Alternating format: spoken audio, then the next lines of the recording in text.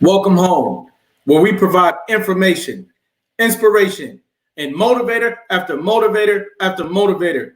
We're here with David Sanders Sr. How are you, David? What's going on, Mr. Riley? I'm well. How are you? I'm doing quite well. I'm doing quite well. What's up? What's up with the salute? Where you from, man? I'm from Valdosta, Georgia. The salute is just something I've been, I don't know, I guess you could say kind of conditioned to do growing up. Oh yeah. When did that start? When did you start saluting people? Uh,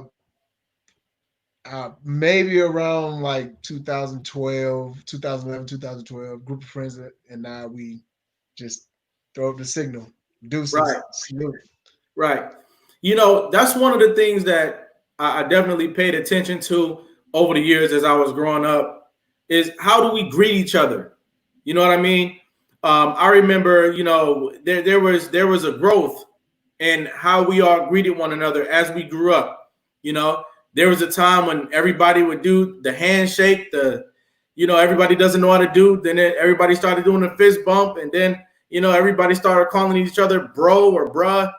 And now people they come in the room and they do this to one another. So I see you staying up with the times, man. Trying to. It's kind of Yeah, hard. It's like technology. It just keeps going, keep evolving. yeah, that's right. That's right. That's what we do. We keep evolving and we keep growing. Now, what was life like down there in the South for you? So again, like I said, I come from Valdosta, Georgia. I'm actually the youngest of six children, and Wow. my mom was a single parent. So she was a single mom raising six kids.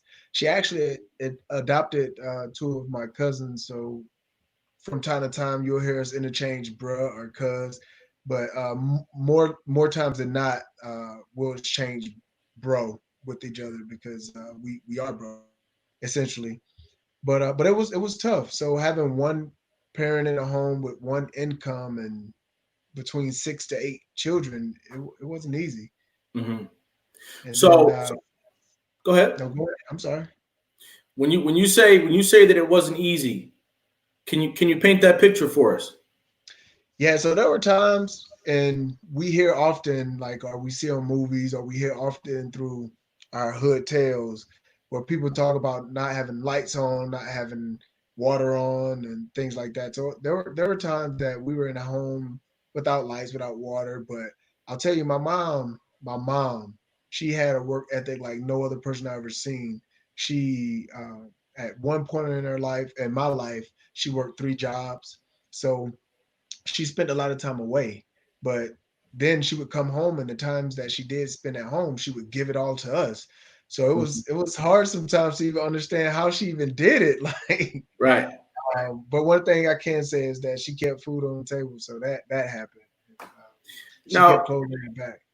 did that inspire you seeing your mother work day in and day out like that and support between six Most and eight? definitely, yeah, most definitely. Even as a child, I worked a lot. Just seeing her work was an inspiration to me. I did the same. Like, I can remember helping to build houses before middle school. I can remember washing cars at a car wash before middle school. Working on a farm, working in the landfill, working to pick up metal and aluminums, pecan, fruits, vegetables. Like, always, my whole life, I've worked. I can't remember there been a time in my life without having a job. Right. How old were you when you started your first job? My first legal job. Well, no, no, not didn't have to be legal because you seem like the reason why I'm asking is because when you describe how you were doing different things in the community and you're calling it a job. Number one, it tells me that you were taking what you were doing seriously. But number two, you were working before you were 16. Am I right? Correct, correct. Yeah, I would say my first job that I would go to regularly, um, would have been that car wash. My brothers and a group of friends, we lived on the east side of Valdosta at the time, and they would go up the street to this car wash. And initially, the owner of the car wash would tell me no, I was too young, but I'm only a year and a half younger than my brother, and I was 5 at the time. But because I wanted to do it, I didn't. I worked. I was willing to work without pay. He seen that I washed a few cars, and he's like, "Okay, wow, you actually do real well." So instead of allowing me to just jump inside of a car that one of my friends were already working on, he allowed me to began washing those cars myself. So at 5 years old, you were working at a car wash, Absolutely, washing cars, busting them down.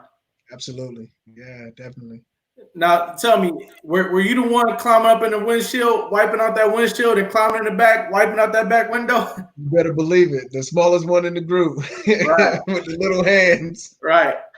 And where were your brothers and sisters at this time? So several different places. I mean, like my oldest brother, he moved out of the house when he was real young. I mean, maybe like 14 to 17. He He was moved out young at when he 14 and moved out. 17. Yeah, he was real young. My eldest sister and the elders of the clan, she actually moved in with my auntie. So she had moved away to I think it was South Carolina at the time. Mm-hmm. Um, and so it was like four of us still in the home, and my brother would come in and out of the home occasionally. Um, but he's actually the one too. He actually is one too that helped my mom out with my brother and me. Like Mm-hmm. before I ever seen any name brand anything, it was my brother bringing it into the home. So Right. Now, I haven't heard you mention your father yet. Where was he? to be honest with you, bro, I don't know who my father is. To be honest with you, so I whenever I recognize anyone being my father, I recognize God as my father. Mm-hmm. I had a stepdad, but he came into my life later in life. But during these times, it was my mom and God. Mm-hmm. So what role did the church play for you and your development when you were growing up? What was it like? It was huge. Every Sunday, my mom made sure we made it to church. Every Sunday, there Mm. was. Then we had the vacational Bible studies and the Bible studies and things like that. But she definitely made sure we made it to church. So it was huge. And then to deal with that amount of stress and looking back over my life, I'm so very thankful she had us in the church because it provided direction. So Mm. when I ran into a little turbulence here and there in life, I went back to what I was taught as a child, coming up in the church. Mhm. What was one of the most important lessons you learned as a child in the church that you believe should be passed down to other children? Somebody, because as we know, and as we'll talk about today, there's young people out there right now with no lights on. There's young people out there right now who are living a turbulent life, and maybe you have an age appropriate lesson for them that you could pass down. What would that be? So the first thing I can always just like think back being drilled into us as children was one, the Ten Commandments, but also honor thy mother and thy father. Mm. So there are a lot of mothers and fathers out there not really doing the right thing. So I always go back to that, the Ten Commandments. But then there are mothers and fathers out there that we don't fully appreciate and we take full advantage of. And Mhm. again, looking back, had I been a wiser young gentleman, I would have listened to my mom about a lot of things. Things like what? Um, Choose your friends wisely. Hmm. So one of the biggest things that has helped my life to progress currently is just learning how to find um, friends that are doing appropriate things. And again, appropriate being whatever my desire or my goal is. Hmm. Finding friends that are doing something similar or has already mastered whatever it is I'm going into, or has a skill or a talent that I don't possess, and spending time with those friends versus Hmm. making friends that are totally unproductive or Right. going in the opposite direction. So, in other words, if you had not made choices and spiritual choices at that to get your life in a positive direction, you could possibly not even be here today. Absolutely, I was a young kid, still in high school, and there was an attempt on my life, and having my brothers there, they intervened. But yeah, someone tried to take my life when I was a teenager. Hmm. And then my best friend, one of my well, one of my closest friends. We consider each other cousins. One of my closest friends, he actually was murdered. He was shot in the back of the head, and I was supposed to Wow. be in Valdosta, Georgia that night. I was stationed in Maryland at the time, and I was supposed to drive down, and after speaking with my mom, decided not to, and Mhm. he was murdered that night. Wow.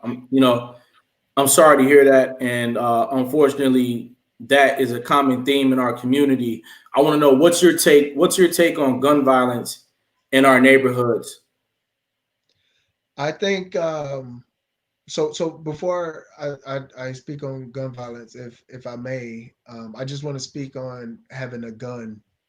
So I think being protected is definitely responsible, but I think where we fail our communities at is not fully teaching the power of the weapon and the appropriate use of the weapon, and and without that, having that weapon then becomes irresponsible.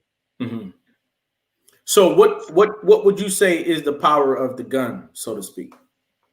So just like knowledge by itself is chaotic, is useless.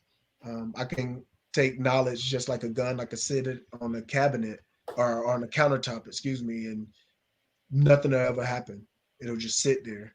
But if I pick that gun up, I can use it for good or I can use it for bad, just like knowledge.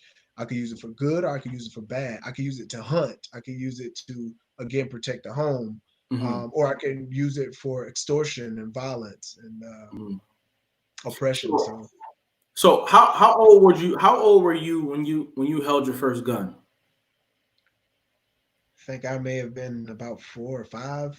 Mhm. My mom taught us at an early age how to the mechanics of a weapon, just in case at any point she's not there, somebody breaks into the home, how to use the weapon in order to defend ourselves. Mhm. And so, and juxtaposing the power of the gun to the power of life, what do you think we need to learn about the value of life as we continue to live in an era where it's responsible to have a gun? So um, life itself, we have a lot of talks about responsibility in this mentorship group we have, and we talk about just life and the responsibility of life. So if I'm going to equate gun ownership, excuse me, if I'm going to compare gun ownership To possession of your own life. to, to a possession of life, um, then I would talk about uh, preparedness. Mm. Um, so if you live by the sword, you die by the sword, is what I believe. So preparedness. Am I prepared to be appropriate and responsible with this weapon and use it for the right reasons, or am I prepared to go out and do the wrong thing, which then I must be further prepared to die by the gun. Hmm. Right. Now, the reason why I went down this avenue a little bit is because I can recall when I was younger, just like you're saying, guns were around when I was younger, and like it was not totally uncommon for me to see a 13-year-old with a gun in his pants Right. at different times in my life. And even today, in some neighborhoods across America, there is 12 and 13-year-olds with a gun on their person right now. And to me, those young people, whether they believe that they know the power of the gun or not, they don't understand the value of life. And so my question then becomes, at what point do we talk to our young people about the value of life? And how do we connect the value of life to your responsibility to need a gun?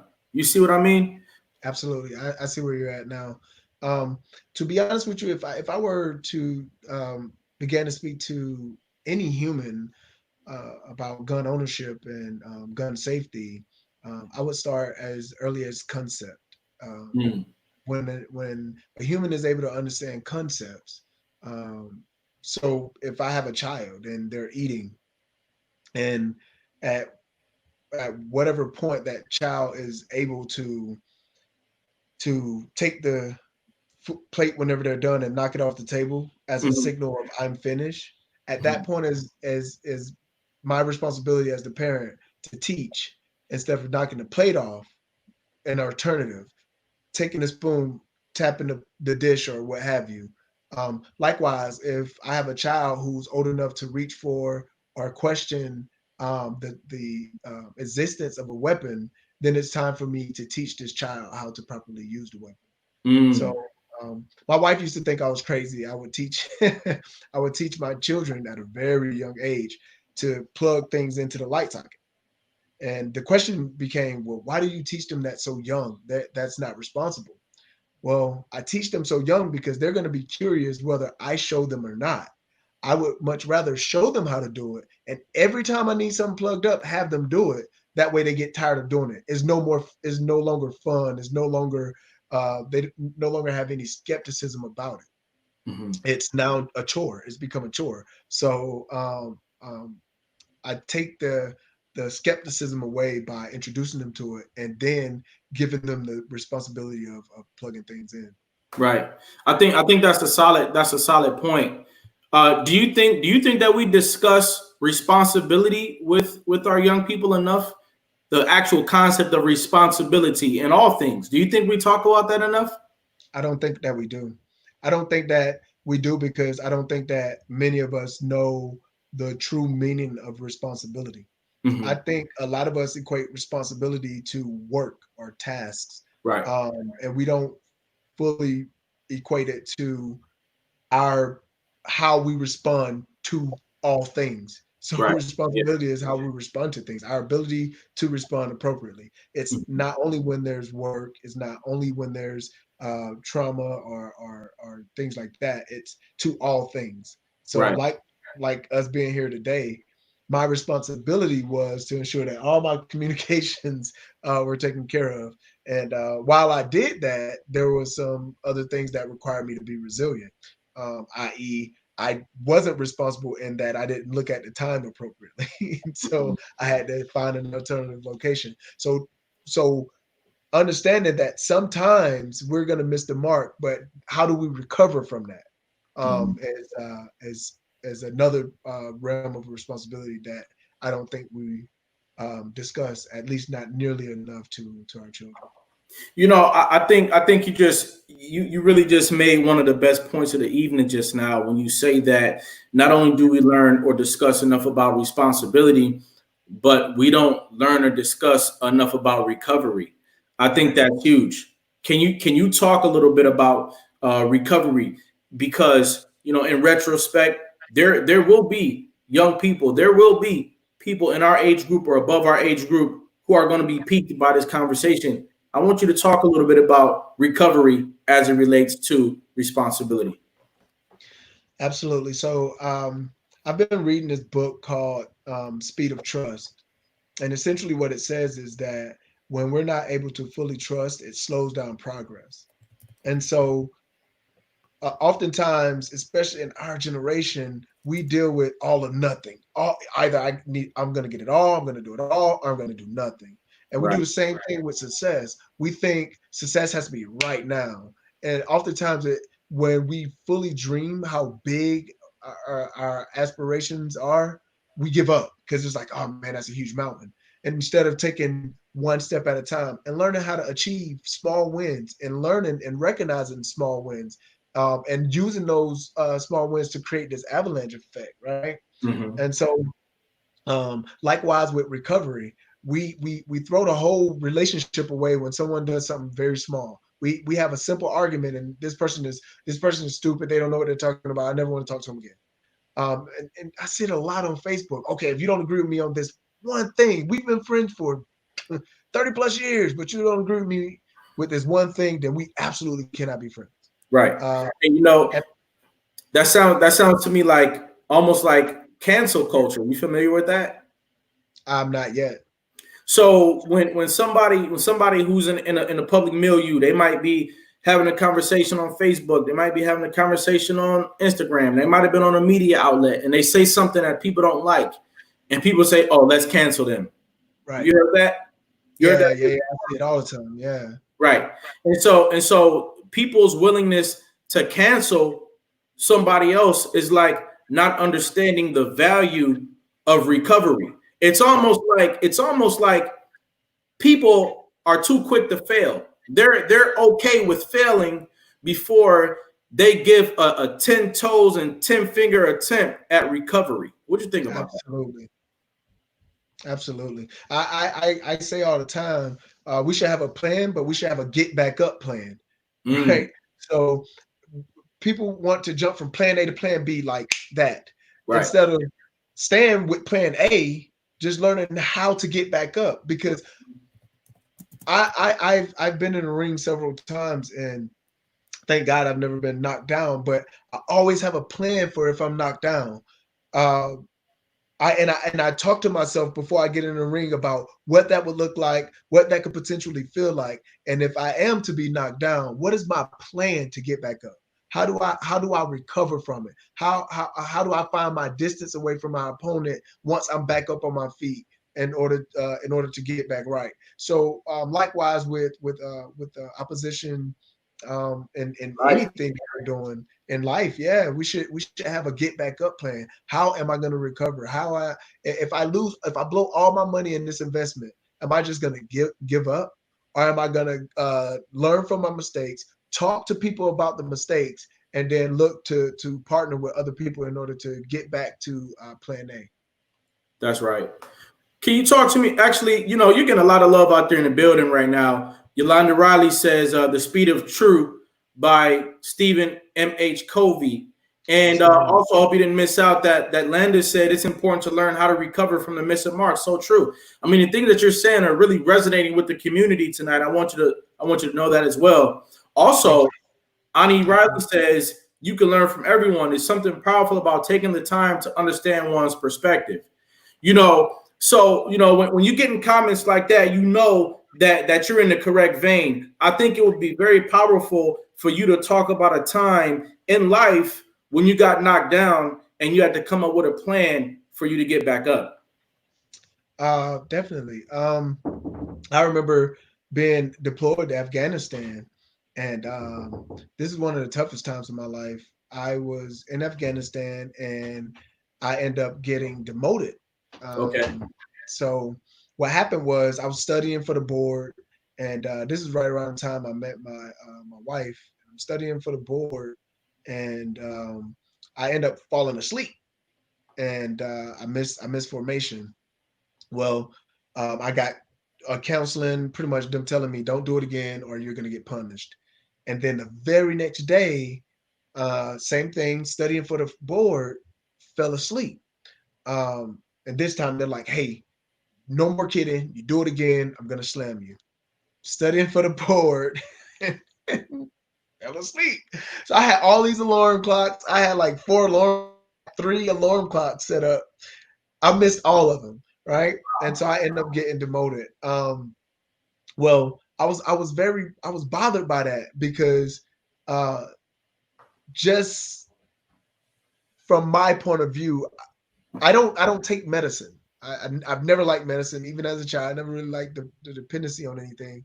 And I was on a muscle relaxers because I was so stressed out while in the combat zone and dealing with some things that were going on back home. I was just fully stressed out.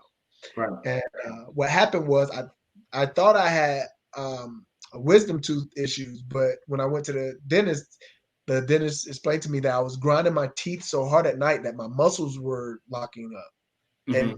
I got prescribed some muscle relaxers. Well, well, those muscle relaxers caused the drowsiness, and so I wasn't able to articulate that at the time because I didn't know that was my issue. All I knew was for whatever reason I couldn't get up. So for about 9 years, I struggled with sleep. I could not sleep past 4 hours, and I would jump in my sleep thinking I was late for every occasion. And finally, I went to go speak to a psychologist, Hmm. and she was explaining to me how to get over all these things and how to essentially accept that it was the past. So let me back up. So how did David recover from, and I wanted to get out of the military. I was Right. done. I felt like my leadership didn't help me. I felt like everything they did was against me, nothing for me. And Mhm. so I felt like I wasn't appreciated. I need to leave.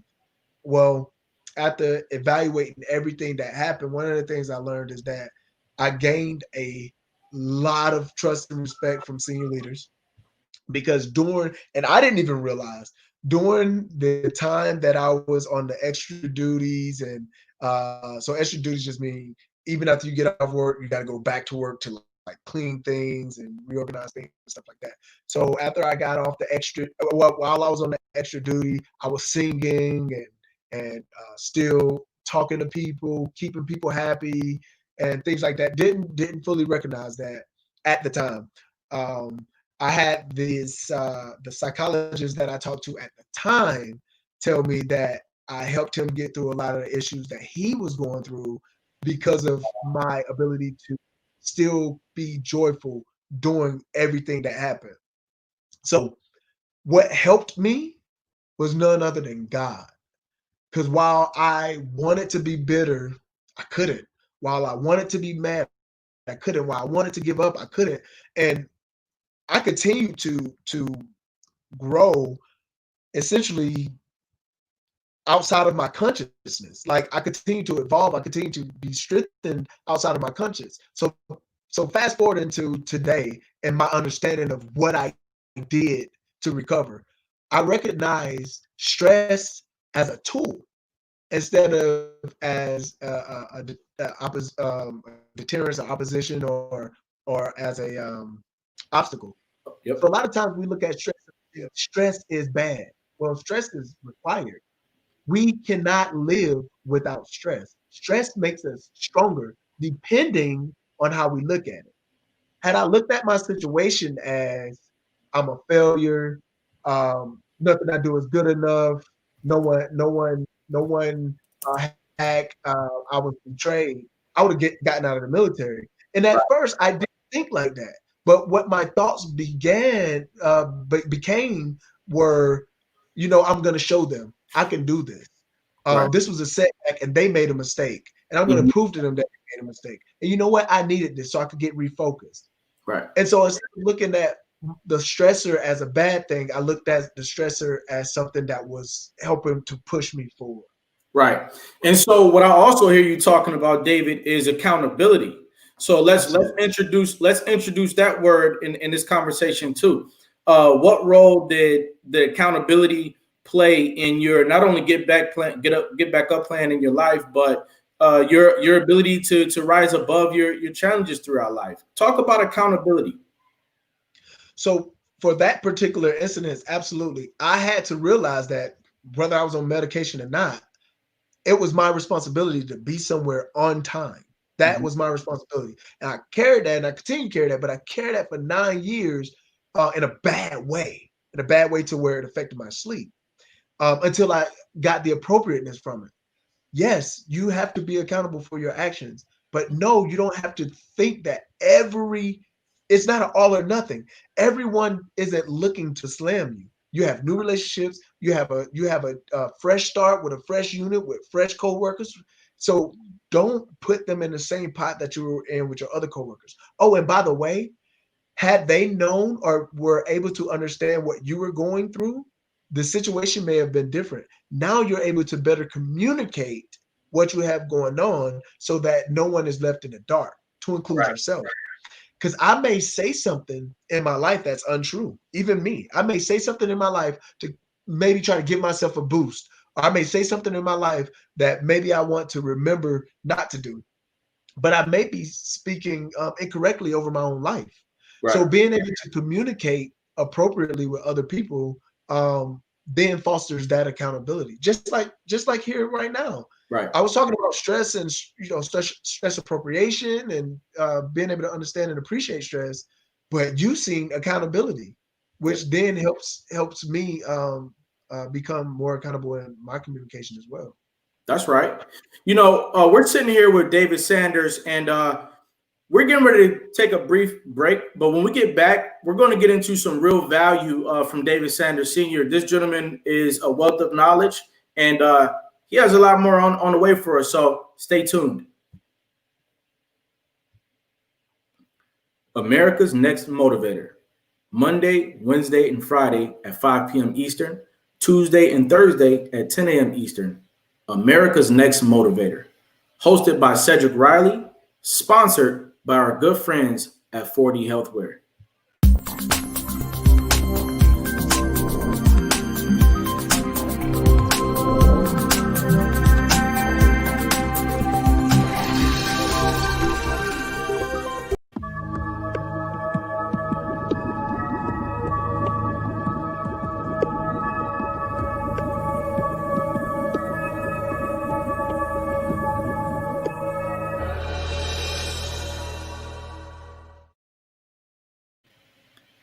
And we're back. David, can you talk to me about the value of therapy in your life?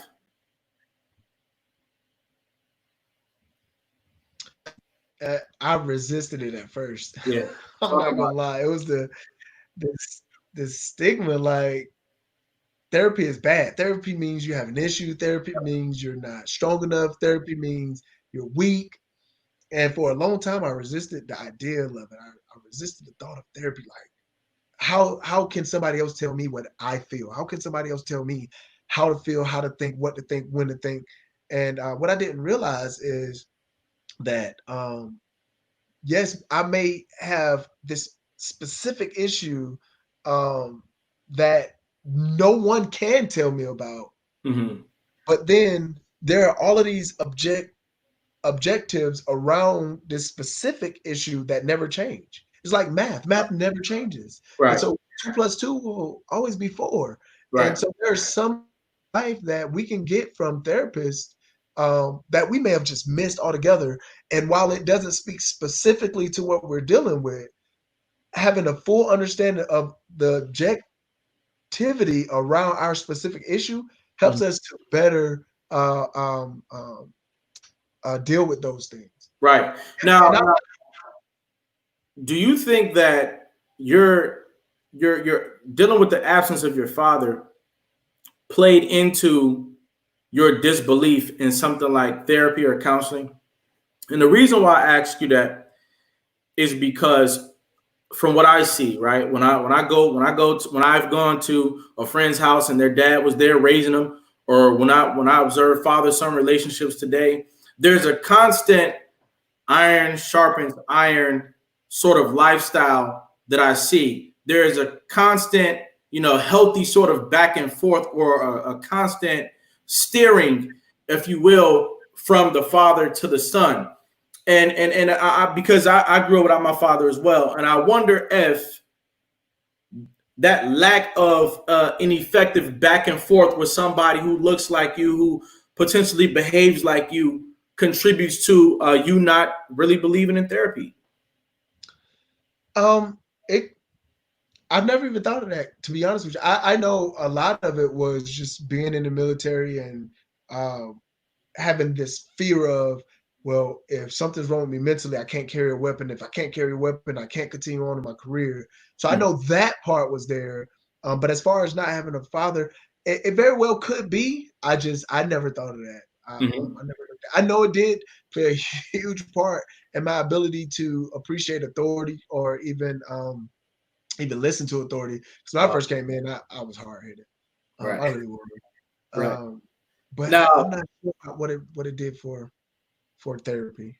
yeah, I mean, this is a great discussion we're having right now, and I think it's good. It's good for people to see, just two gentlemen having a conversation about life and unpacking some of the things that have gone into it. I keep hearing you mentioning the military, so I take it you're in the service. I am. I'm in the U.S. Army. I've been there for 14 years. Wow, how's that been? How's it been in an army for you? And what position do you assume there?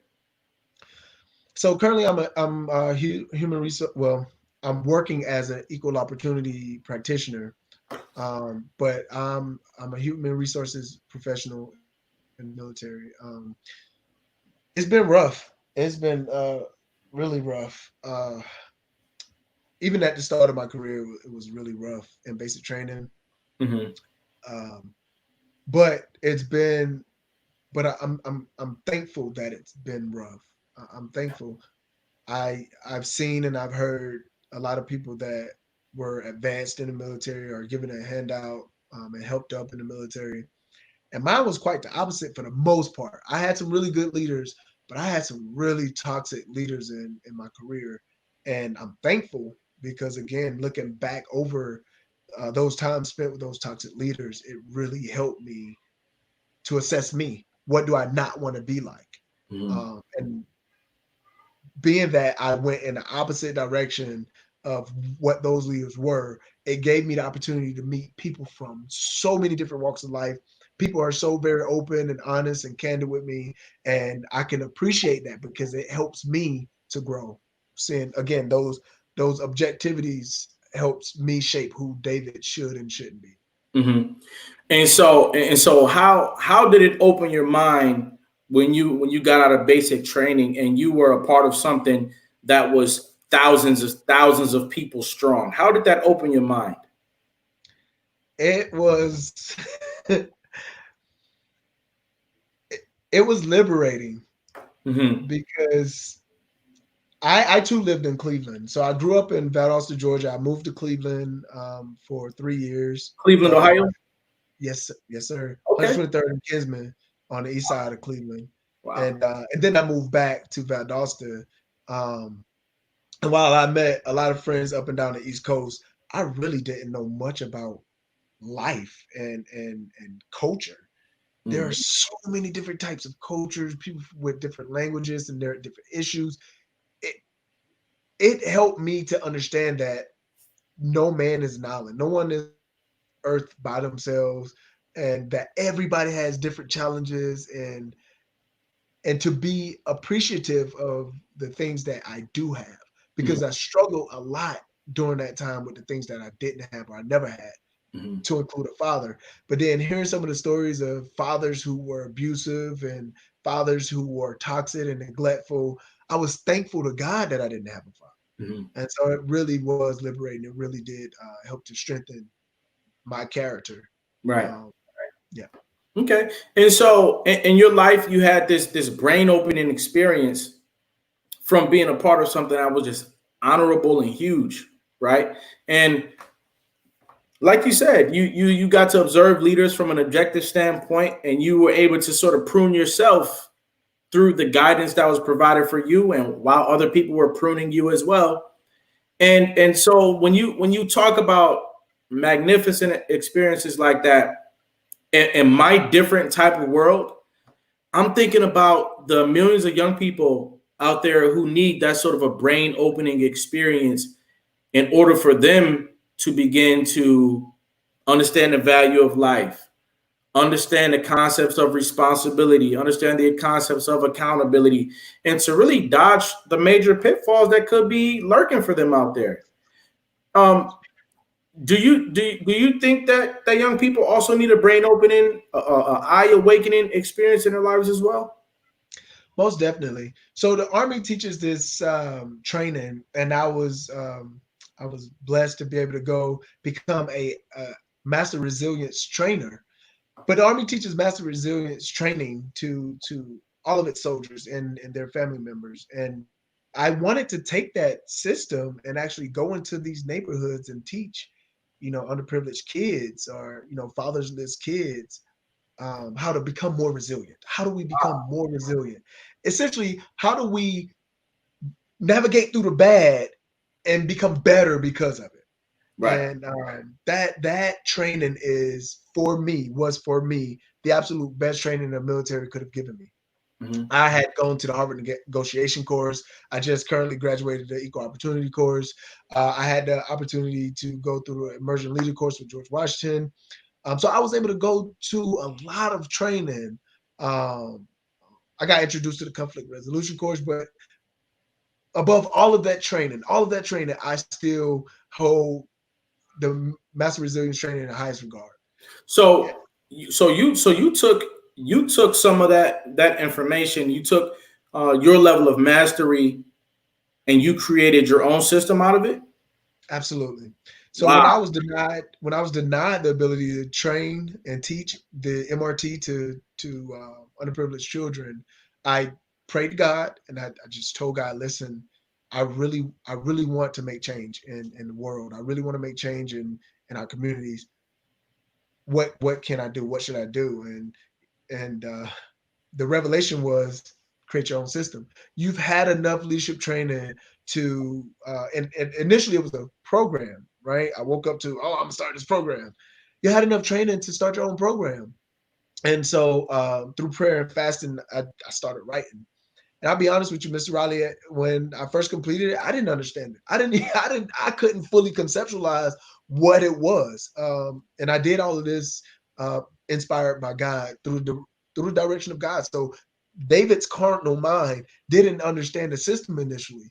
And it took me a very long time How to long? I initially wrote the skeleton of the system in 2016 as a Right. program. Right. And I So, didn't do anything with it for 4 years. wow. You know, believe me when I tell you that I can identify what you're saying 100%. And you correct me if I'm wrong, but what I hear from what you're saying is that, you had a desire to provide a mind open experience for youth in the community, but it wasn't as easy as, taking a book off your shelf and saying, hey guys, I brought this back from my grand experience for you. You, in fact, had to create your own book, which resulted in stress, right? Which you Correct. then talk to God about. So you talk to God about the stress, right? And then God inspired you to write your own system. I want you to talk about the power of writing in the life of someone who wants to make their world a bigger and better thing. Absolutely. Yeah. So the the power of writing is it's grand. It's huge. It's write the vision, make it plain, right? So a lot of times we talk and we talk and we talk and we hear ourselves speak, and it becomes so mundane that it's just that it's just talk.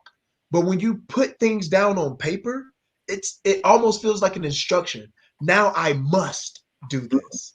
Um, and that's how it was with me when I sat down and wrote all this stuff. Initially, it was like it's not mine. I even told myself a lot of the time it's not mine, and I didn't want the burden. That's a burden. I don't want it. I don't want to do it, and because it became a reality. I had all of these desires. I want to do all of these things. I wanted to do all of these things with someone else's knowledge, with someone else's intellectual property. But when God actually inspired me to sit down and write this thing, I became a little fearful, Mm-hmm. because again, I was at all or nothing, and then I began to write out the flesh of these things that I was inspired to write, Mm-hmm. and now I must follow these things. But it was easier. It was easier because now I have the instructions of all of these things. See, Right. when we sit down and we write, instead of just preaching at someone, we began to practice what we preach because the words become alive, Mm-hmm. even in our own lives. So as Right. I'm talking to people about preparation and submission and communication, I became a better communicator. I Right. became better prepared. I became a better listener and accepting of other people and other things, and I began to grow because of it. And Right. so, mhm, In essence, you made a decree in your own life, that's right. right? And in a world where you could have just said, nobody's telling me how to do what I want to do in life. I'm just give up. Sometimes I meet people, they've worked a job their whole life, but they never got around to fulfilling their actual destiny. Right. And that also causes a level of stress that is very hard to deal with when people get out into their older ages. And so, this remains a positive conversation for the whole entire community today. And the part about it that we're talking about right now is how when you make a decree in your own life, then that decree will provide leadership for you That's right. moving forward. Dr. Curry said it to me this way, Dr. and Who? I accepted it. Dr. Gerald Curry. Okay. He's a retired professional kickboxer, Okay. and he said it this way, amongst other many very great things. Um, don't look at your problems as problems. Look at them as opportunities to find a solution. Mm-hmm. And just that is powerful. When we look at stress, we should look at stress that same way. What is stress? So a friend of mine, Jared Hines, he has higher level leadership. And he and I, we sat down and we wanted to flesh out what is leading young leaders, what is higher level leadership. And we Hold on. What's the talked name about of it? higher level leadership. But you said what's leading young leaders? What's that about? That sounded good. What's that? So leading young leaders is a system that was designed, inspired by God, by myself. And in this leadership system, it talks about stress appropriation. And so we broke down stress and what is stress and how do we identify stress, and we began to make what we coined stress tags. So instead of looking at it like it's a hard thing and it's all or nothing, well, we broke it down to the smallest molecule level and said, okay, we're going to tag this. Is it important right now? No. Okay, let's put it to the side. Do we have anything else going on? No. Okay, well, let's bring that back out and let's deal with this tag. And when we're able to look at it doesn't seem so stressful, and it can actually become fun. Mm-hmm. I don't know how to deal with it. Okay, now I have a scavenger hunt.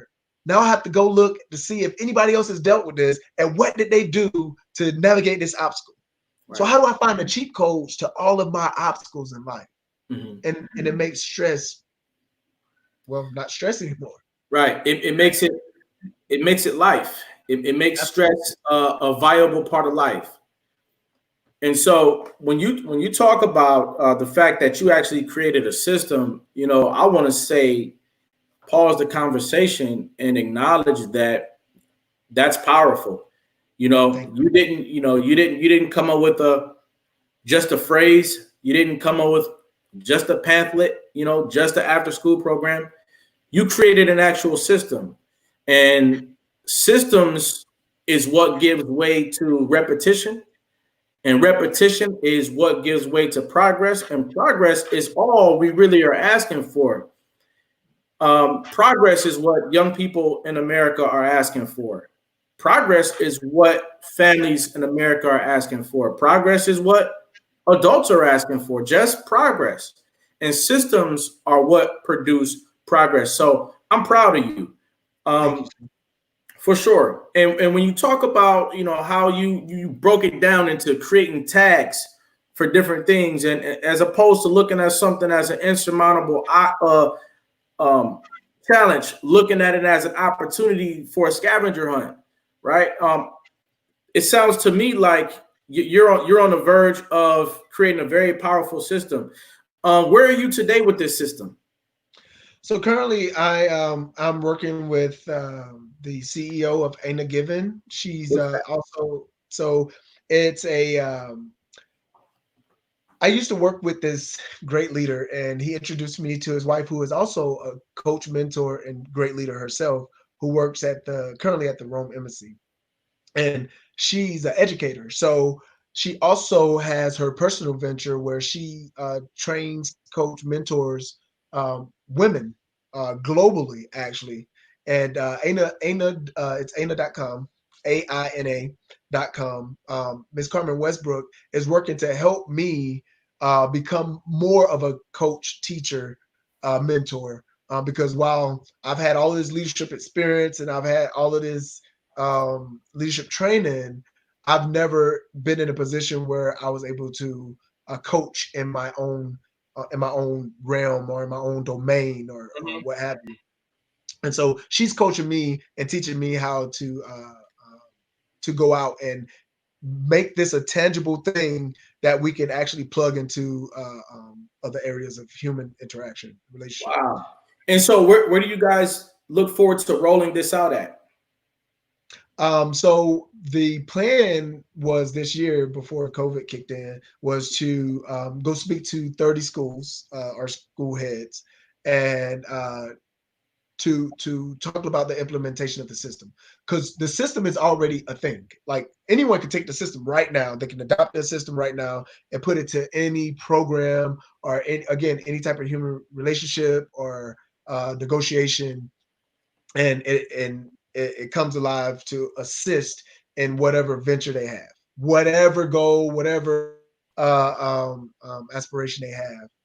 If it's dealing with the humankind, they could plug this system in and it'll grow things. That's incredible. Absolutely, thank you. As far as what she and I are doing, she and I are trying to create curriculum so that we could teach what the system is. It's much like math, and everyone asks me all the time, "Why don't you monetize it?" Well, it's like math. I don't want anybody paying me to. They could pay someone or pay me to teach them math. So if someone would like to be trained on what the system is, that's fine. But as far as the system itself, I don't want to make it. I don't want to put a price on it because we need it. It was created as a need Right. to better our society and ultimately better the world. That's outstanding. That's outstanding. Where can people find you if somebody wants to learn more about your system? If they want to roll it out in their school district, because it sounds like this is something that will be great in schools, or even in their communities, or even in their families. How can somebody get in touch with you? So currently we have the Leading Young Leaders Facebook page is fb.me/start LYL. That's fb.me/start Leading Young Leaders.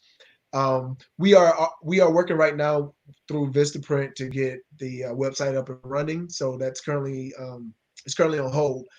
However, um, we are using Excellence. So that's the brand. It's a subset of Leading Young Leaders. We're using that brand, monetizing that brand, which I actually have on the first, like, this was like a prototype shirt. First run.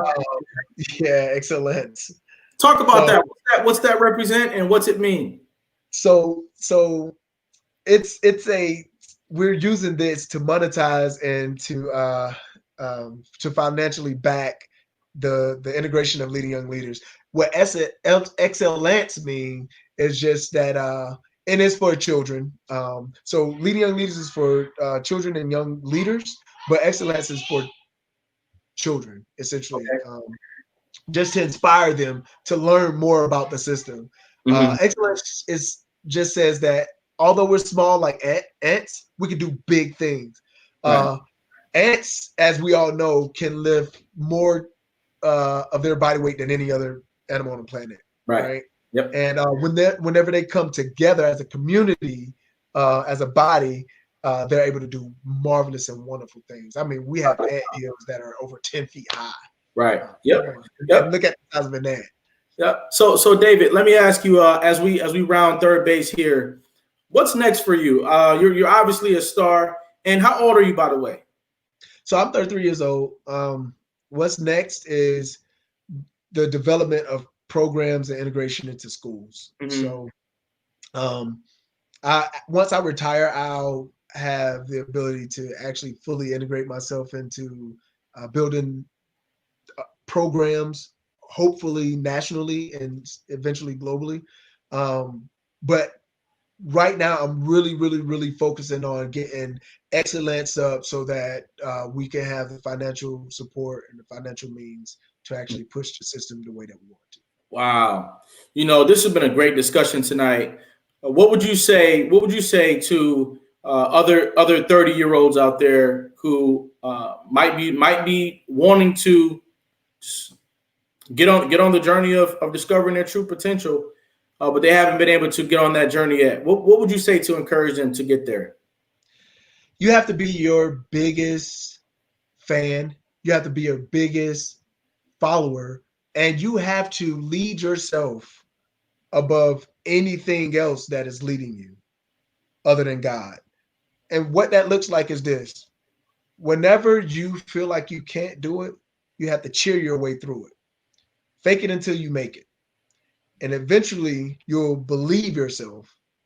And once you believe yourself, so you have to have an out of body experience. Once you believe yourself, nothing will stop you.